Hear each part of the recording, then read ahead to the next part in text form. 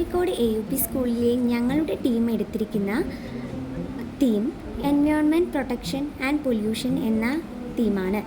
ഇത് ഞങ്ങൾ school marathon innovation എന്ന പരിപാടിയിലെ പ്രൊജക്റ്റിൻ്റെ തീമായിട്ടാണ് എടുത്തിരിക്കുന്നത്. ഇതിൽ വരുന്നത് deforestation, air pollution, land pollution, water pollution ഇതെല്ലാമാണ്. ഇത് നാം മനുഷ്യരെയും മൃഗങ്ങളെയും അത്യധികം ബാധിക്കുന്നു. വാട്ടർ പൊല്യൂഷൻ, കടലുകളിലും പുഴകളിലും നാം പ്ലാസ്റ്റിക് മാലിന്യങ്ങളും മറ്റു അവശിഷ്ടങ്ങളും നിക്ഷേപിക്കുന്നതിലൂടെ അവിടെ ജീവിക്കുന്ന ജീവജാലങ്ങൾക്കും അത് കുടിക്കുന്ന നമുക്കും ഇത് വളരെയധികം ബാധിക്കുന്നു. കൂടാതെ ലാൻഡ് പൊല്യൂഷൻ, നമ്മളുടെ ലാൻഡ് പൊല്യൂഷൻ നടത്തുന്നത് കൊണ്ട് തന്നെ അഗ്രികൾച്ചറിനെയും അവിടെ ജീവിക്കുന്ന ജീവികളെയും ഇത് ബാധിക്കുന്നു. നമുക്ക് മെയിനായിട്ട് വരുന്ന ഒരു സീരിയസ് കോസസാണ് നോയ്സ് പൊല്യൂഷൻ. ഇത് ഒരു മെയിൻ പോയിൻ്റായിട്ട് വരുന്നത് മെഷീൻസിൻ്റെയും ഫാക്ടറീസിൻ്റെയും ഇൻട്രൂഡൻസിൻ്റെയൊക്കെ വേസ്റ്റുകളും സൗണ്ട്സും ക്യൂരിയസ് നോയ്സൊക്കെയാണ് കൂടുതലായിട്ടും. പിന്നെ loud speakers, horn of vehicles ഇതൊക്കെ നമ്മുടെ പ്രകൃതിയെ നല്ല മലിനമാക്കുന്നുണ്ട്. How pollution harms health and environment.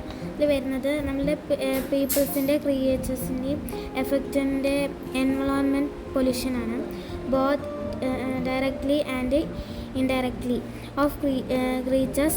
Those living organisms have coexisted with the humans on the planet.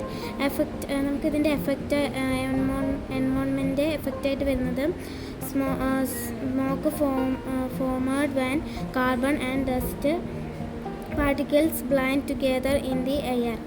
ഇതാണ് ഒരു മെയിൻ കോസസ് ആയിട്ട് വരുന്നത്.